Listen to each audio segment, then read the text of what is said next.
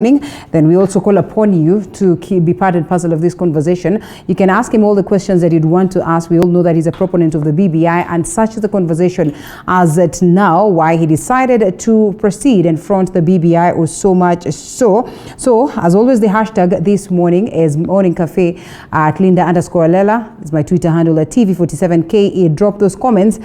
We get to sample them as we proceed. I've also seen so much feedback on our Facebook platform, and we are grateful for that. We'll be sampling them as we proceed with the show. And Mheshimiwa, good morning. Good morning. Good morning. Can you hear me? I can hear you very well. Good to have you this morning. Yes. Am I clear? You are 101% clear. I am surprised you're not here. We had a conversation and we agreed that you will be here physically. What happened? What changed? Yes. Then I was advised to go online. Yes. Yes, as you know, we are trying to be careful. Courtesy of COVID-19. Where you can be able to go virtual, you can limit contacts. I agree. Well, that I would want to agree with. It's very, very important at this point. But then I'll ask you, I think maybe that will beg the first question that I'll ask. On Friday, should have been on Friday last week, and we saw you alongside other Mount Kenya region leaders, alongside Right Honorable Raila Odinga, speaking matters BBI, and equally trying to, in a way... No, I can hear you very well. Can you hear me? I can hear you, but there are times you are getting disconnected. Well, such is the networks, but I hope, I really hope that we'll be able to sustain the conversation all through. Yes. All right, when we're talking about social distancing and COVID-19 now that it's here, one of the people that have been blamed for not being cautious and equally not abiding by the rules that have been set, or guidelines that have been set by the Ministry of Health, are politicians. On Friday, we saw a proper gathering of you. Was there observance of the same, 101%, as you were trying to endorse Right Honorable Raila Odinga? Did you at all? No, I think the issue is to encourage leaders to also take care of the people. I think we should not prioritize politics over rights of people. And you have seen we have minimized contact as much as possible. Our meetings in the county, COG, most of the time we are meeting virtually. So I think it's to encourage leaders not to be excited by crowds, huge crowds. As more people meet, more infections will take place. We don't want to see a situation whereby you can't meet people because they are sick or dead. I think that would be very unfortunate and very unethical. So I think we need to encourage each other. All right. The same way you encourage me not to come to the studio. Okay. Because you never know. I agree. Before we get to the BBI and whether indeed that was an endorsement of Right Honorable Raila Odinga, now that you mentioned COVID-19 and the health affair, the health sector is crippled literally, and the biggest person or thing that is being blamed right now is devolution, and most have argued that maybe it was not right to devolve health in the first place. And the argument again is that indeed governors in their respective seats are not doing enough to address this crisis. Yes, I believe the county governments are doing their best. We have been meeting literally twice a week from COG, again I said virtually. We are addressing issues of the isolation centers. We find most people prefer to be treated at home. So we're also addressing this home-based care and the frontline workers, the voluntary workers, and plus also the doctors who are caring, and also those who are serving people in the home-based care. And as you know, the policy has not been very, very, very clear. And the strategy is not very clear. We don't have money in the county. Money has been very, very slow coming to the counties. But in terms of equipment, each governor was mandated to look for and get PPEs, so to make sure that the doctors are safe, and also stock the counties with the drugs. That has been done, at least in Nyandarua County, I can assure you. What is different between these counties? And I'm curious because the other day I heard Honorable Nyong'o, who argued that the health sector in his side is not a problem because it's totally addressed. The doctors have their pay. The doctors need not to go out there in the streets and complain or even down their tools. Just what comes out different from these respective counties, that on this side things could be sorted and on this one things are not sorted? I think if you look, say, at Nyandarua, well, I don't want to speak about other I know governors have tried their best to meet the demands for the doctors. Yeah. The issues that are coming out are issues to do with the ministry headquarters in Nairobi. They're talking about insurance. They want to get more insurance.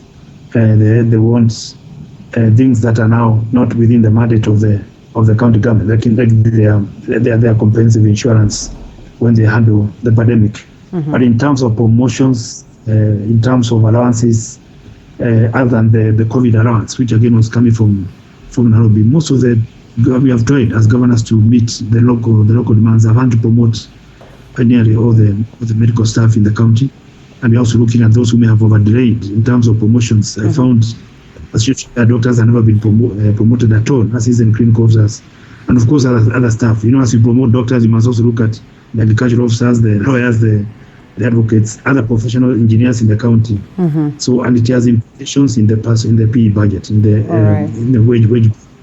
But it has to be done because you cannot have somebody timing for 10 years without any promotion at all. But in the national government, these people are getting their promotions. So that has been done in terms of salaries, wages, and so on, has been done.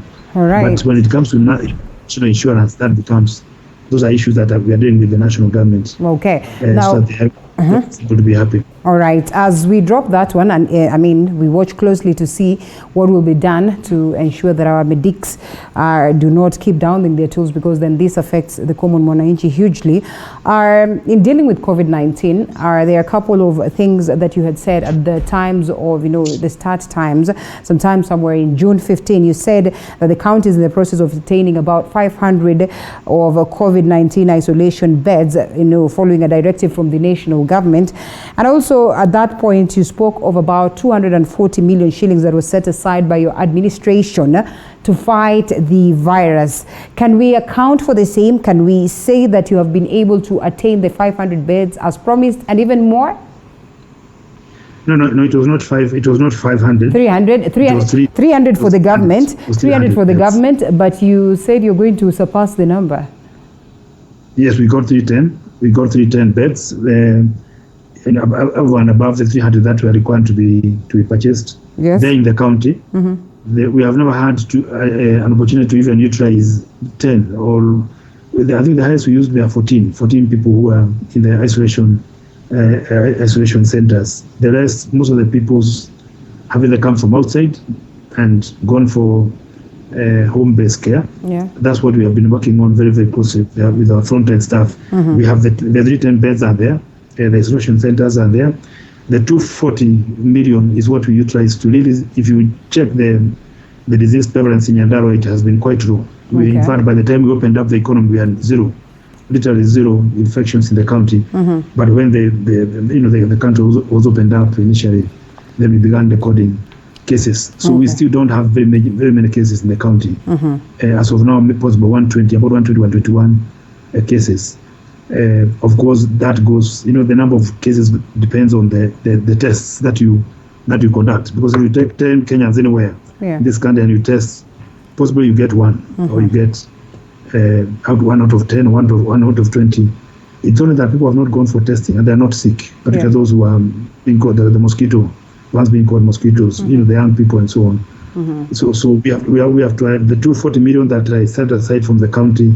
We can account for each and every shilling. It has been audited by Dr. General from Nairobi. And also did constitute an audit committee, a team to also audit that money. We have an external audit committee that comes to audit the county funds. And all the monies are safe. In fact, by the time we got money from Nairobi, we thought we realized we can use that money to also come up with a disease control center in the county.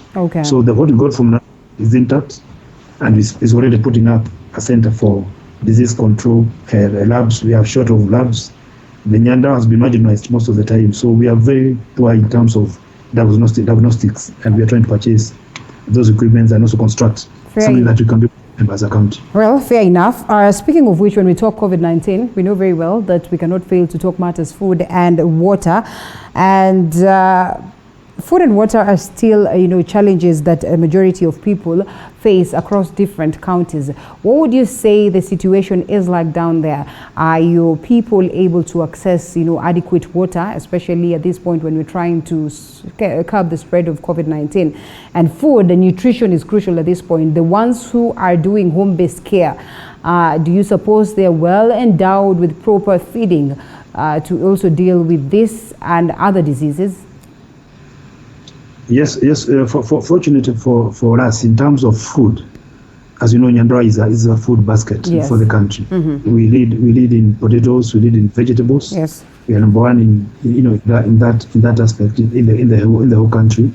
We are a food basket. Any potatoes that you find, vegetables that you find in this country are large. Maybe about 80% of them will be from Nyandarua County, and we're also number 2 on milk. So we have lots of livestock. So milk and meat, we are number 2 on, at least on milk. We don't do a lot of beef. So those who are in isolation, of course, they have basic foods. What we are supporting them with are multivitamins, whether it's zinc or other people aspirin. The cancer patients are getting food also from the country, and also drugs. The diabetics are getting free drugs. We have made sure it's adequate supply, just in case another person who is diabetic gets infected with COVID. Then we make sure at least they have been able to manage their sugars, their levels. So in terms of food, this is not a major issue. But water is an issue. We are a water surplus county in terms of you can dig, you can go down 10, 20, 30 feet to get water. Yeah. We have many rivers. We feed Nairobi. Zasumwa Dam feeds the entire Kilimani area. All that area is fed from Nyandarua County, from Zasumwa Dam. Nakuru, Naivasha, Gilgil, they all get water from Nyandarua County. But we never got water. That water passes through the county to other counties, but you do not get that water in the county ourselves. So in terms of supply to people's homes, yes, they have water from the river, from the wells, but we do not have piped water into people's homes. Only about 30% have water in their homes. And we are targeting with the national government. Currently, we have that 55%. That's the short term. I've been in the government of that county, and we are moving towards 70% with the national government. The target is 70% by 2022. There are many programs that have been put in place. I've done 41 boreholes as a governor. Okay. The national government is possibly equally going to do the same. They are putting about 30. They're going to possibly. So within a very short time, we see people buying pipes to connect homes with clean water. And we also we have 200 dams and ponds that we are trying to desilt. We have desilted just about 40. The rest are still silted. But this is work in progress. You can't do everything at the same time. But water is still a challenge. Yeah. But in the market centers, we're able to buy drugs. What do you call drums, those containers, plastic containers, all the border. People have jerry cans. Okay. We supply them with soaps and sanitization.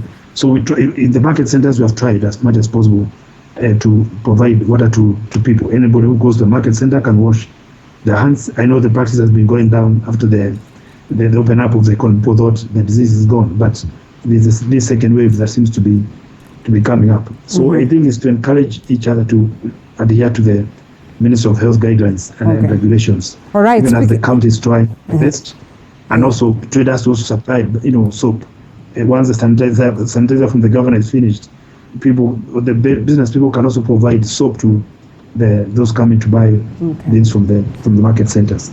Yes, water is a challenge. Yes, we have enough, but it's a challenge. Okay, so when we speak of water being a challenge, and we also speak of these being the food baskets or amongst the food baskets in the country, what is being done to ensure that the agricultural sector on that side is secured for the future? Because it is crucial that we leave this as the food basket for the rest of time, and we know very well then the processes and policies that need to be incorporated. We have to come up with new innovations that would be friendly to us, ensuring that this is successful. Is there any program, or are there any programs that are being brought up or are in existence towards making the best of the agricultural sector? Yes, there are many good programs that we have undertaken with we as a county and also with the national government. This year, I think you have seen in the papers, we have advertised for the potato processing plant that we're already constructing in the county as a county government.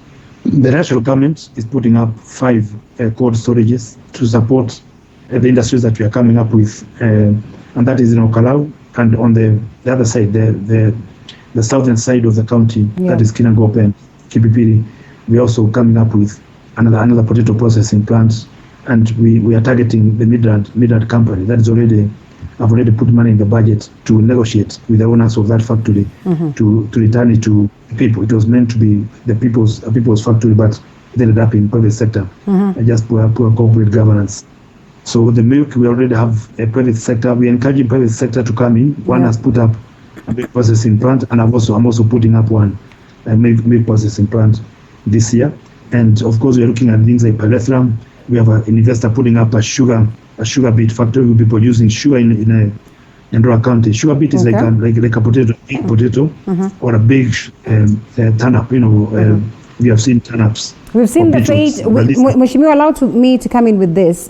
We've seen the fate of most of our sugar processing companies in western and the other sides of the sides of Nyanza. What makes you think that this one will be able to stand the test of time and come out in a way that will be indeed worth investing on, and importantly, just getting it to a point where again we'll pride in the fact that as a country we are able to produce our very own sugar? Yes, you see, we have done the feasibility study. Yes, we have done the biotests in the lab of the sugar beet. Our sugar beet takes 3 to 4 months to mature. Right. It's like sweet potato, unlike the sugar cane that takes 24 months. And of course, the problems that are bedeviling the sugar industries in the western region. Some of it sabotage, some of it poor governance of the institutions. Okay. So I'm sure this investor, because we have had discussions with him, they'll be able to break through. They'll be able to make a profit. And because we're importing sugar from outside the country, I think it will depend on how the government is able to regulate the market, make sure that they give chance to the local industries once they come up to be able to produce sugar as a country. Because the industrialization is the way to go, and that's why we're also supporting parties. That's why we're also supporting BBI, that the issue of industrialization and manufacturing. In fact, that was my next question. I would just love to know, you paint a brief picture of how this will reflect on industrialization and general creation of employment. Yes, a lot. The milk processing plant that we have already put up with the private sector is already employing more over 200 to 300 people. People coming in shifts. In fact, the problem now is the milk. Milk is in low demand. Prices have moved from 20 shillings per litre to 45 shillings per litre, and we are hoping that this becomes the trend as we move on. Industrialization and value addition to our agricultural outputs in the value chains that we deal with in agriculture. Then getting the young people into agriculture through mechanization, small machines that young people can be able to cultivate with. Don't expect them to carry wheelbarrows and jembes to the shambas. I think that would be too much for graduates who have come out. But we are trying to make agriculture more decent for young people. Small equipments, you get them in India, you get them in China, you get them in parts of Europe. This is the way to go, to make the youth become friendly and become the farmers of the future. Through technology, getting technology, and also linking them to modern markets, to outside markets, so that they're able to also market their produce. You don't produce your sugar beet and then you can't move. So you produce your tomatoes, you can't pack, or you can't pack yogurt, then you don't have a market. This is the magic that is going to transform this country, particularly the agricultural countries, and also the region, the central economic, which I chair, the 10 counties that I chair as a governor. So the agriculture is the way to go, but you have to get our young people back to agriculture and make agriculture more interesting through introducing technology. Well, education is crucial in this, and I'd love to know how much is being done towards strengthening the aspect of education. How many children are able to access education at this particular point? Would you say it's 100%? How many are privileged to get the bursaries, and how much is being done towards ensuring that again the students have infrastructure that are good enough, and they're able to go to school, and then they can be guaranteed that their future is bright, especially at this point when we're talking about a competence-based curriculum. and it will be more about skills. Yes. You do not want to go out there and get people from different counties or different countries to come and work in your very own industries while you have your own. Yes.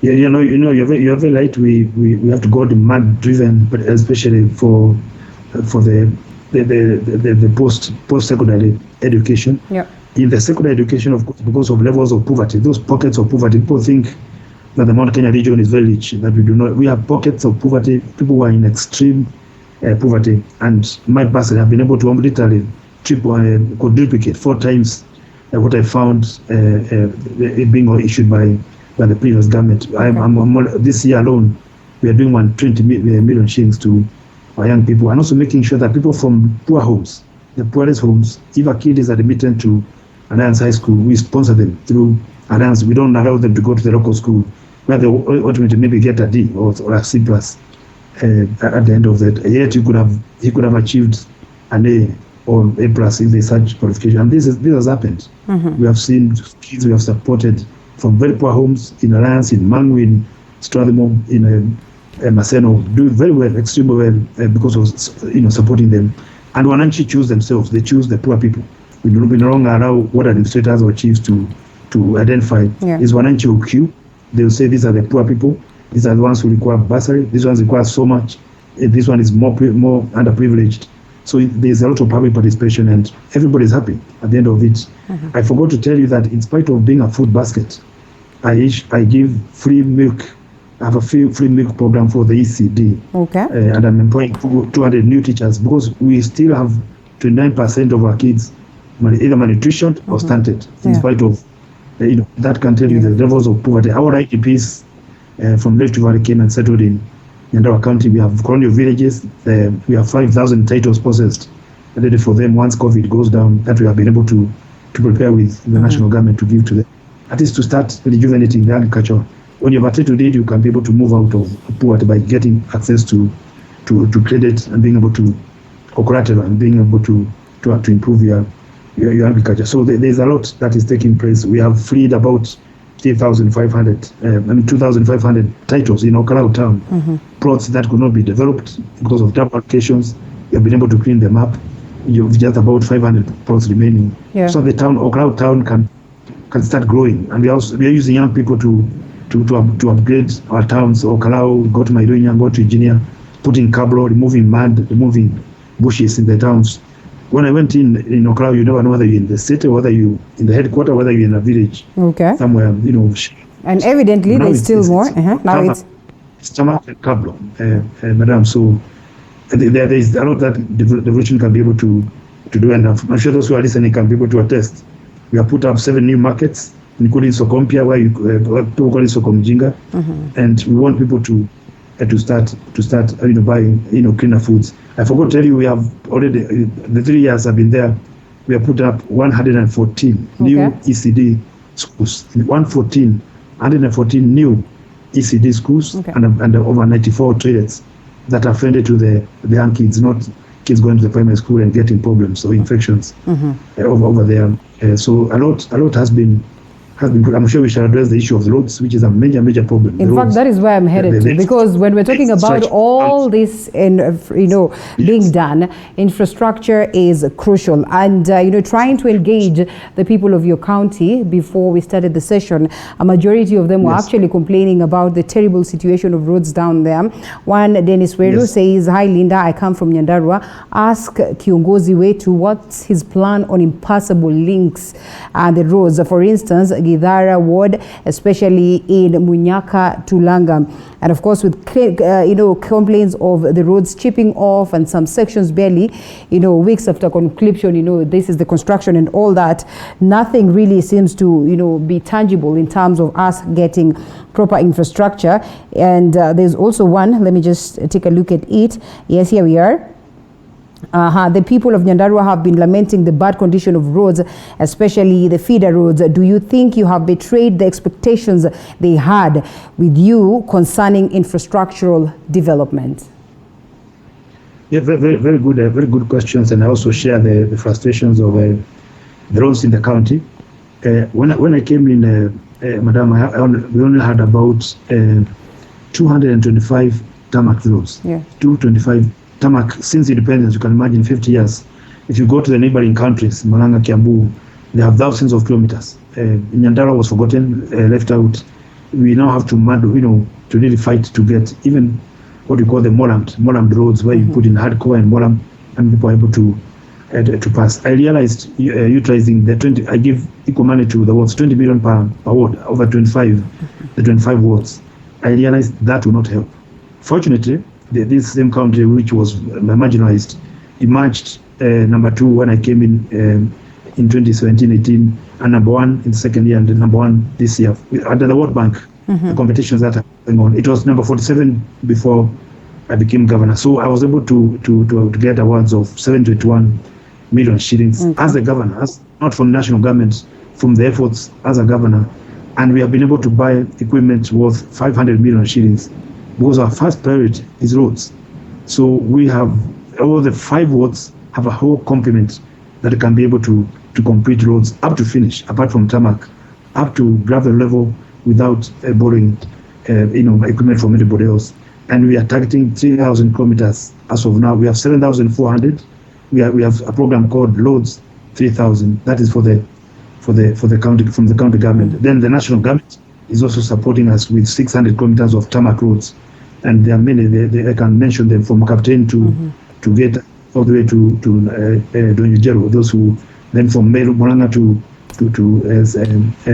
Tabini, from Nyeri to the North Kinagob, and then the ones from Githioro to Naivasha. We have Boyman to Charagita. We have Kwakiongo to Maini to Gilgil, and then Kwakiongo to Kabazi. I'm just mentioning some. Can we give timelines to that? Because honestly, your people are watching. Yes. The likes of John Kairu argue that Mheshimiwa is in his story too. But the money is in the budget. They have been advertised, contractors on the road, so they cannot be stories. Okay. You should be appreciating that for the first time, you have 600 kilometers already being constructed. The county has been very, very frustrated because of the last promises that never came up. We already have machines, and I'm sure you have seen them on the ground. The major problem in some wards like Mirangine and Charagita, Boyman area, Kanjure area, the major problems has been lanes, and also part of Kinago. Endless lanes have been on throughout. So you have machines, you have fuel, the machines are there, you cannot move. But if you go to a ward like Magumu, I can give examples of a ward like Magumu now, we have been able to, or Nyakeo, or the Daragwa, wards in Daragwa, where lanes have been less, or where now the lanes are subsiding, machines are moving in.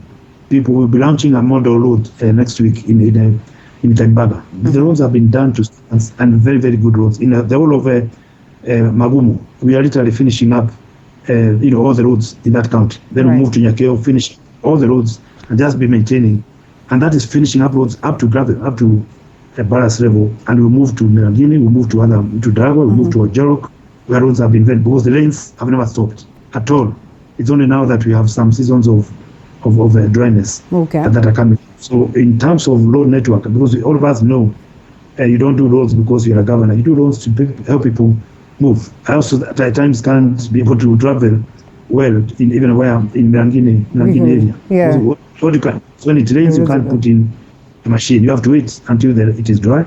Yes, we have a lot of food because the rains have been there, but of course we have to then suffer the consequence of poor roads. But they will be done. We are even hiring more machines because we anticipate that after February rains will be coming again. So we don't want to be caught up again with machines and money. Okay. We're also going to have extra machines, particularly lorries, to be able to fast track that all the wards are able to do good roads. But I can assure Wananchi that the roads will be, nobody will campaign with roads come 2022 in that county. All right. Well, as we leave that one, we will be watching to see whether indeed this will be addressed, and we'll invite you some other time again to tell us on the progress of the same. But Close to that, madam, is the issue of power. The yes, power, electricity. Infrastructure. Electricity is also very, very low in the county. Of course, is not by a county mandate, but we only 30% of homes in Nyandarua County have power. The national government has assured us that we have seen the last mile connectivity. Currently, we are almost at about 54% and we are moving to 70-80 by 2020. Okay. And these are targets that we are really monitoring with the members of parliament, and the president himself has committed to make sure that county, which was marginalized, but that's what people need to realize. This is a county that was completely marginalized, almost left out of the development index or platform in the country. That's why you can't compare it to any county in the neighborhood, apart from maybe some Kuru and the other counties. It's a marginalized county within a very high potential area, a big producer, but is now coming out of the ashes. And, why do you conclude that it was marginalized? In most cases, most of the people would argue that, well, we had devolution just the other day, so counties came in just the other day. Why would this particular county be, within that region or area that was marginalized? It was partly largely bad politics. I'm sure you know the history of that county, right from after independence and up to now. We have had very acrimonious leaderships. In fact, one of the targets that every time one of my priorities is to make sure that the conflicts are brought down as much as possible. That people we focus as leaders on development and not fighting each other. Though it happened the last term, the then governor and the deputy fought literally throughout, and so people didn't realize development. Right now, members of parliament are busy chasing water or chasing electricity. I told them, even if their county functions, get resources to the county. Okay. If I can get something because of my connectivity with the national government, let me get. If you can get something for the youth, we are the only country that has a very robust youth equipment program. We equip our youth every year with the machines, whether they have animal processing machines or construction machines for those who do construction. Okay. We are soon buying machines for the young people to construct cable. We don't want to be buying cable and culverts for the road maintenance. And all these programs, we have a youth factored in the program, at least to make sure that they get something. Okay. When we are constructing. So I wanted to flag out power because it's a major challenge. You have seen me campaigning for the railway to come to Nyandarua County Yes. to carry the produce that I can be able to put my 100 bags of potato and get them in Mombasa, tomorrow, and sell them and be able to do something else, or carry my milk to Mombasa or to Kisumu. So we are looking at including the airstrip. We have an airstrip in Ojorok, which is Class B, and Class C wanted it upgraded to Class B, so that we can be able to have airplanes landing and carrying produce.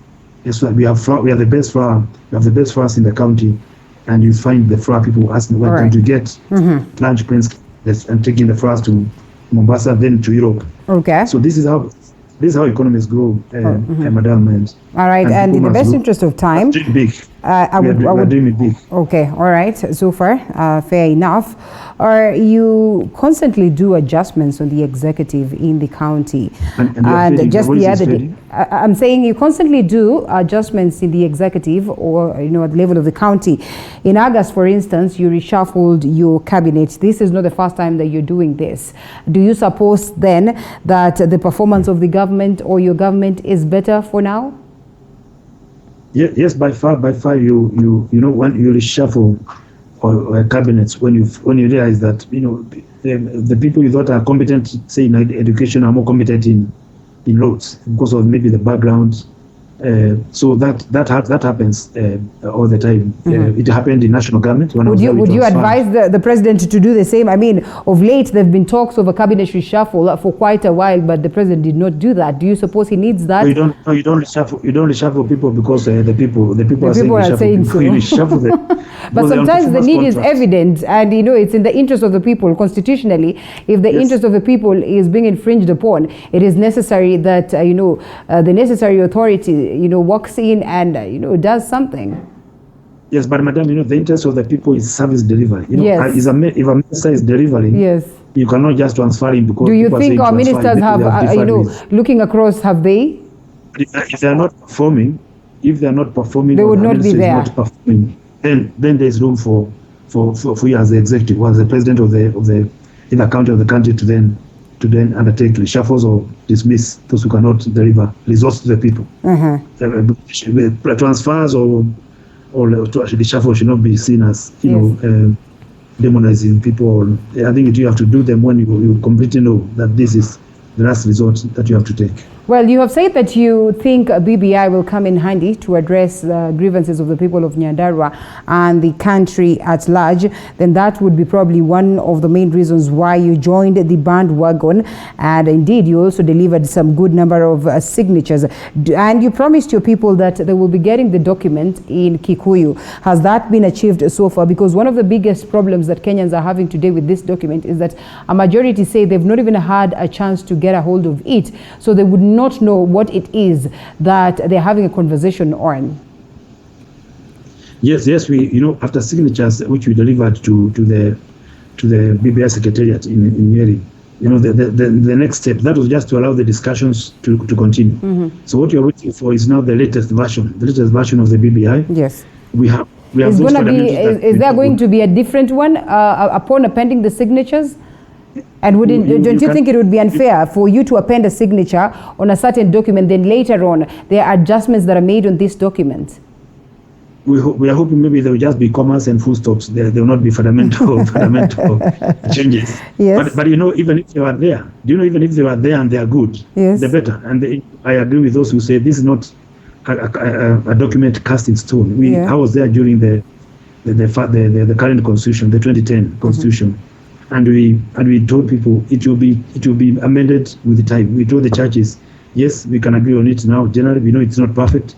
It will be, and it has not been addressed where the churches wanted it addressed. It has been. I can assure you it will still be addressed again, either in 5 years or 10 years, depending on the needs of this country. Mm-hmm. So once the document now comes and we go to the meetings with the people, the public participation takes place. Then it is at this point that we are going to improve the Kikuyu draft that we have on the key areas that we want our people to understand. Okay. That if I get that percent now, I only get 15%, 4 billion shillings, only 1.5 billion shillings for development. If I'm able to put all that money in development, I'm telling them I can guarantee 2 industries every year, because I'll be getting about 14, 15 billion shillings from 4 billion shillings. Okay. And without increasing the public service, and without getting into conspicuous consumption, mm-hmm, buying vehicles that are not delivering, buying more road equipment, drilling, getting a water leak machines to desilt those dams that I talked about, 200 that are silted, and of course supporting women, supporting PWDs, yes, and also supporting men. I don't want men to be forgotten in my county, that we only talk about women and youth, mm-hmm, and PWDs, even men, particularly men over 36 years. To 60. That is the most productive age that we are forgetting in this country. We need to also bring them on the equation of development and support them to establish businesses, to get equipment that they can be able to help them in an agricultural county that can help them in the farms to be able to move on. If the wards will get their 5%, then supported by the governor, then you can be sure that there will be fundamental changes, and it may not even matter as we move towards possibly 50% coming to counties. It will not matter who is the president, who is the prime minister, or who, mm-hmm, is the deputy. It will not matter, because the county can be able to manage their own socio-economic affairs and get people out of poverty. I think the issue is to get people, mm-hmm, out of poverty. You cannot do that without resources at the county. I have put up 17 new health centers since I became a governor of Nyandarua County. 17 new health centers. Nobody walks over 5 kilometers except one place. And we have guaranteed them that we are going to put up a health center. All right. This year. Okay, Mheshimiwa, you speak of counties that have been deprived of funds, especially at now. I had members of county assemblies today who were talking of a scenario, yes, where they've not been paid for 2 months now. Some are saying for 3 months. And we speak of, a scenario where we're going to have that, or the proposal is there already, incorporated, to increase county allocation to 35 billion. And the question then would be, if the 15% or even, more, or so to speak, because, well, there's not a certain limit, has not reached the county today, what guarantees you that it's going to be a different affair upon the passing of the BBI? It's very simple, madam. It's very, very simple. Okay. If you look at the Ministry of Health, their budget is possibly more than all the counties' health budget put together. I don't know that you got it. The Ministry, yes, of Health budget, uh-huh, is more than all the 47 counties put together. Mm-hmm. So the question we have been asking is, you devolved functions, you did not devolve money. Okay. So funds did not functions. You have had that debate. So we just need to reform. Reform, and we become very honest with each other. Let the counties undertake their core mandates as per the Constitution. Schedule 4 in the Constitution. Water is devolved. You find the Ministry of Water has more resources than all the counties put together. That's a debate that Kenyans have not been able to understand. So we will not even need more money from anywhere else. You just need to get money out of the bureaucracy in Nairobi, leave them with the policy and standards and regulations. They can make laws if they want, national laws, but let the money, because wananchi in the counties, give the money to wananchi, not the governor, to wananchi in the counties, and let counties manage their socio-economic affairs. We would want to allow counties to do that. Mheshimiwa, we would want to allow counties to do that.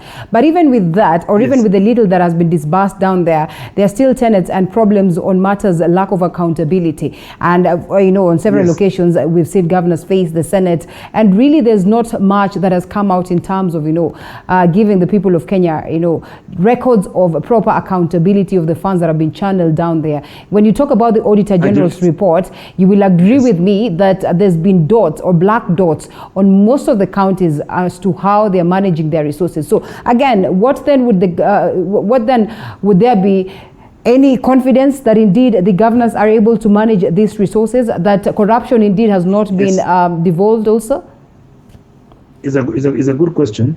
It's a good question because you see, we cannot use 2 counties or 3 counties or 5 counties to demonize 47 counties. Do you suppose really there are only 3, 4, 5?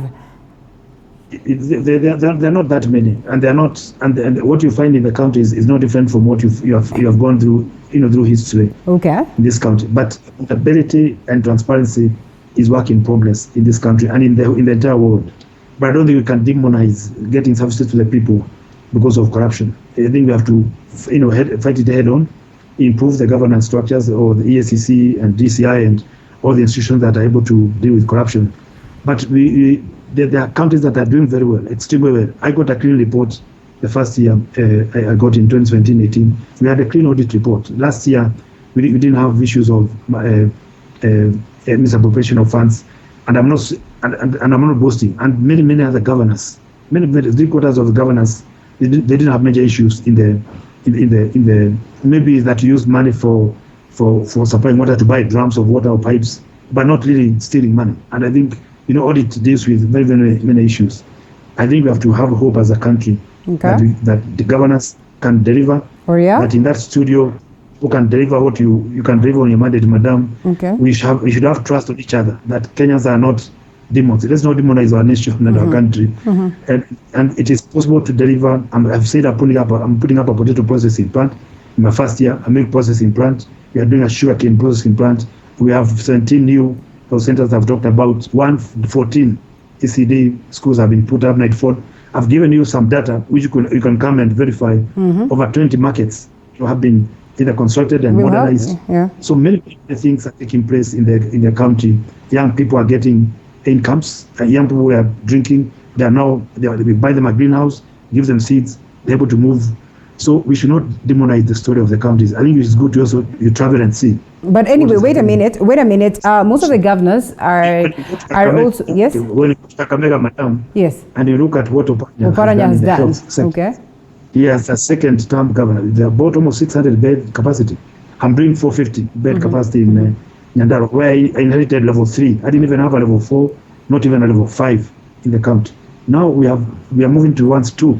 About 5 hospitals. Sometimes we base our argument on the promises that you make as leaders. Is it that you chew more than you can swallow?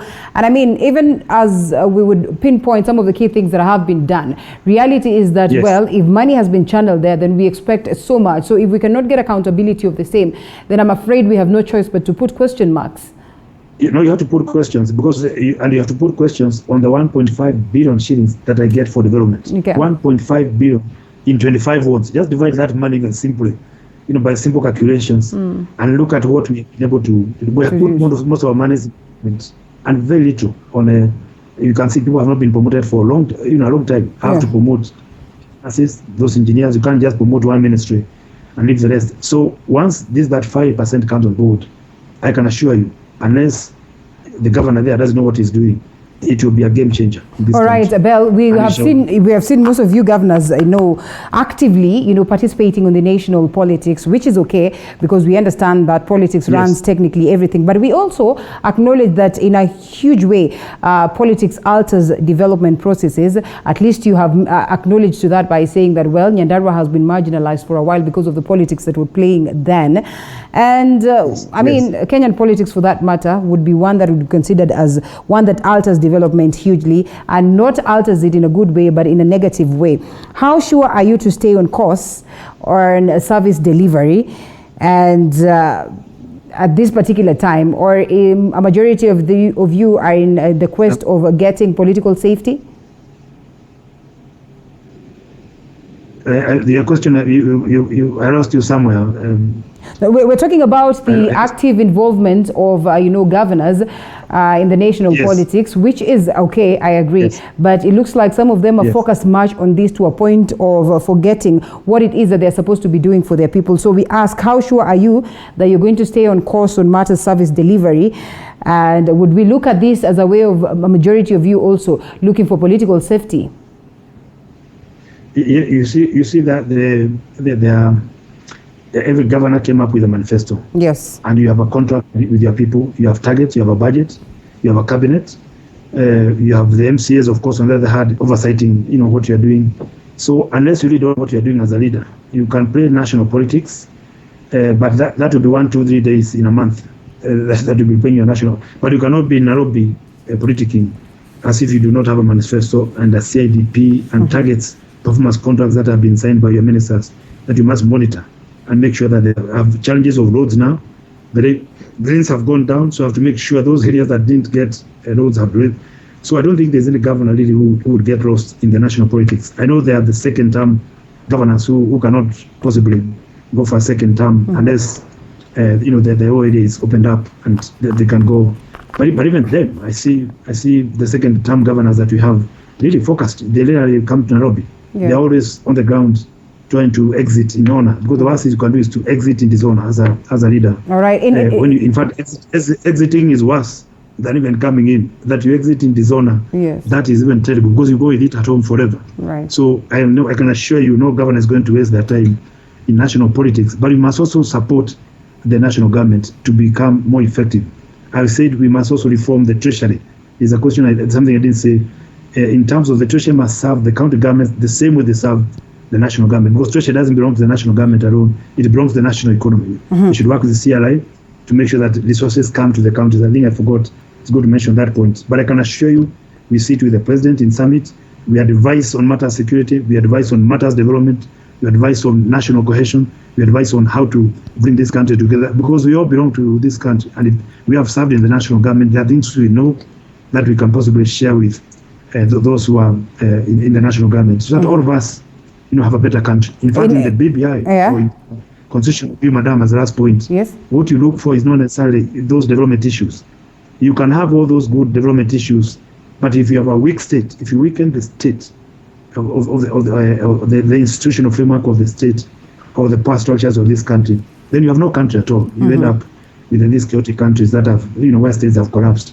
So you try this movement to strengthen your security systems, make them more democratic, more effective, strengthen the offices in the national government that are required to be strengthened, whether in the development sector or in the socio-economic sectors. It is very, very good to have a strong state. I'm talking as a former head of public service. You have a strong government that is able to deliver. A weak government or a weak state cannot deliver. You can't deliver security, you can't deliver peace, you can't deliver development. All right, a question here for you. Mheshimiwa, you have been accused of intimidating critics and even journalists who give you negative publicity, especially those who call for development in the county. What's your take on this, and do you believe in freedom of speech? I believe in total. You can check. When you'd have expected that was when I was PS security.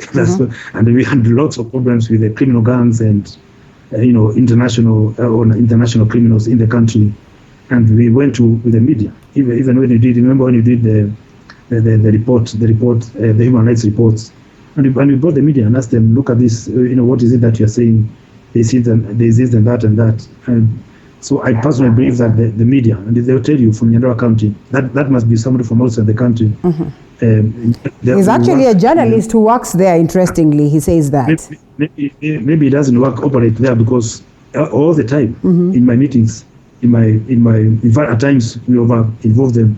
They will tell you, you can talk to the chairman there. We over-involve them in matters of the county, whether it is security, whether it is administration, whether it is governance, whether there are challenges, whether there are good things or bad things. We let them know the truth. So and that is the way to go, and that's the way I've worked with the media. And I'm sure you also know, if you're in the media, what I was in the heading the public service or the national security. That's where you can tell somebody who's a critic or doesn't like to see media near, because in security we are very averse to media coverage, but we were able to bring in the media to work with us very, very closely and tell the people the truth, what is happening in the country. Well, Peter M. Karanja, who seems to be an engineer, asks, at the endless rains, that really probably to him does not count as an excuse.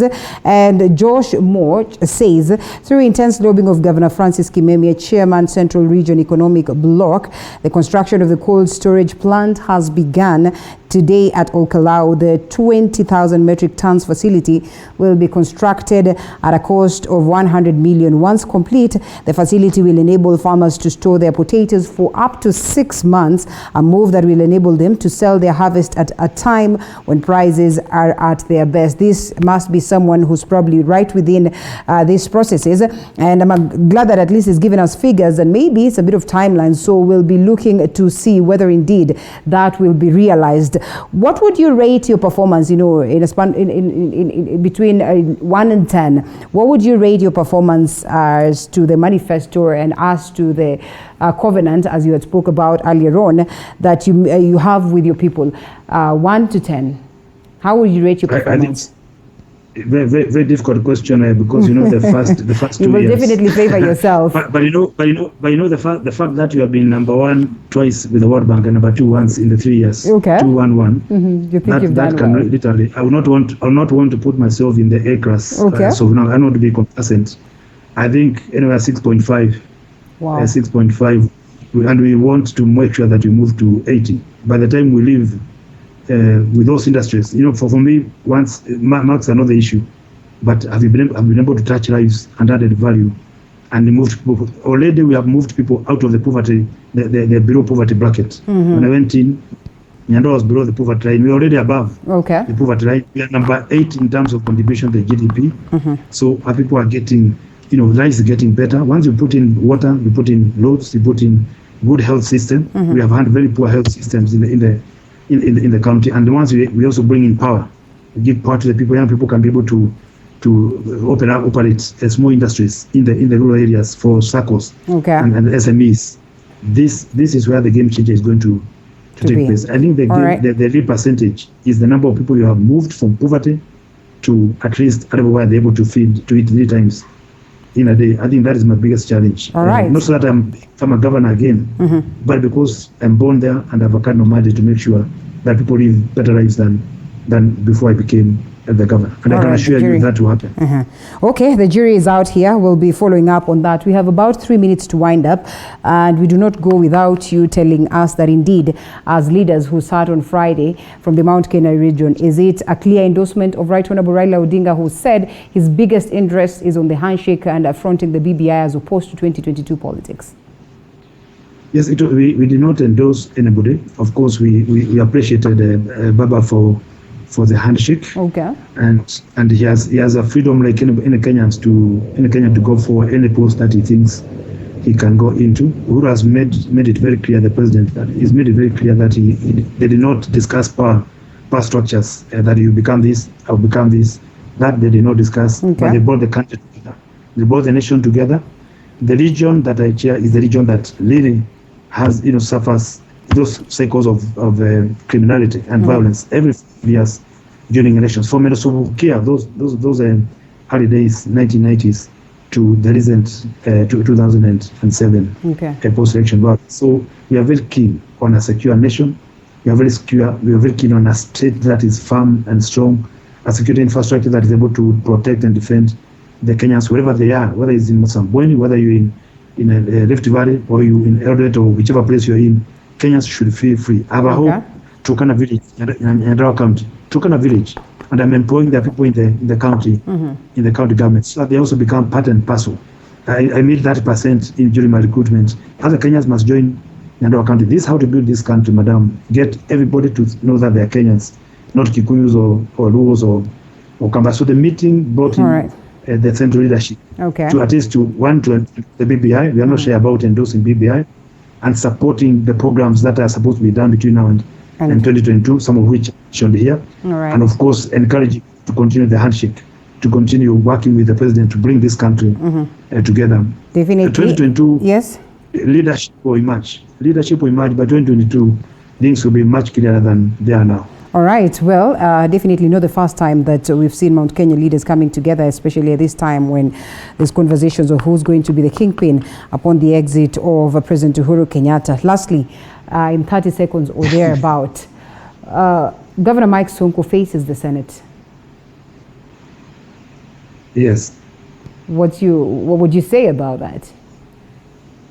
No, they should just give him a fair hearing. I mean, this is an issue of justice and fairness. Yes. You don't condemn somebody before he's listened to, he's tried. He should be listened to, like any other Kenyan, before trial, and he should be given, due fairness and equitable hearing. Do you think governors are targeted? Do you think governors are targeted, as many would argue?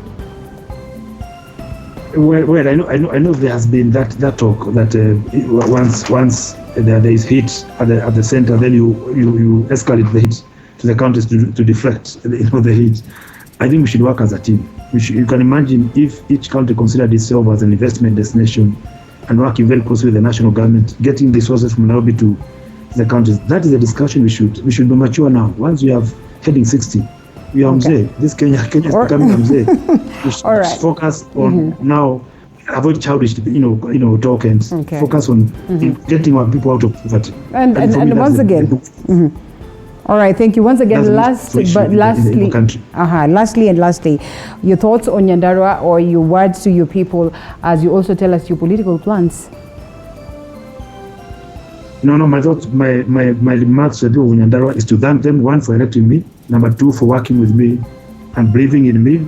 I've tried as much as possible, and it has worked to restore the dignity, self-dignity and self-integrity and pride of people of Nyandarua. We are being marginalized, that we are fighting all the time. This is a country that fights, and the resources were taken by neighboring counties under the pretext that Nyandarua was fighting. Leave them to fight.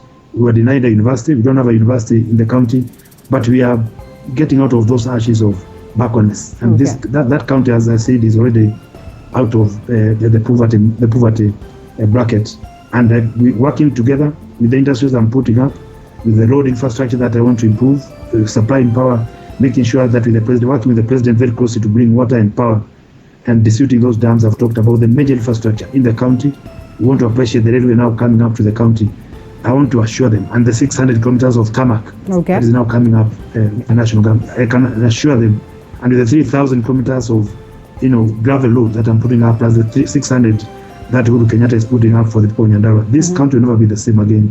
And with the industries coming up to add value to the value chain, the potato, the milk, the vegetables, and the pellet farms that we're introducing, the bamboo, there are many value chains that we are introducing in the county, and giving hope to our young people. Looking at education, as you said, prioritizing education, and making sure that we have markets for our people. This is my focus in the remaining 1 and possibly half a years, and it is doable. It is doable. Already what we have done is quite a good mark. I want to wish them well. Governor Nyandarua County, Honorable Francis Kimemia, thank you so much for your time this morning. And equally, thank you so much for keeping us company right from the start. You back at home, and also for the tremendous feedback that we have heard this morning. Well, that is not to say that we're calling it a day. We still have a recorded interview on Matters Road Safety that is set for you this morning before we call it a day later on at 9 a.m. So I will leave you with that recording so that at least you know what it is that you need to do at this point. Of course, recorded and alongside that is road safety expert or OTAT after this break. Thank you.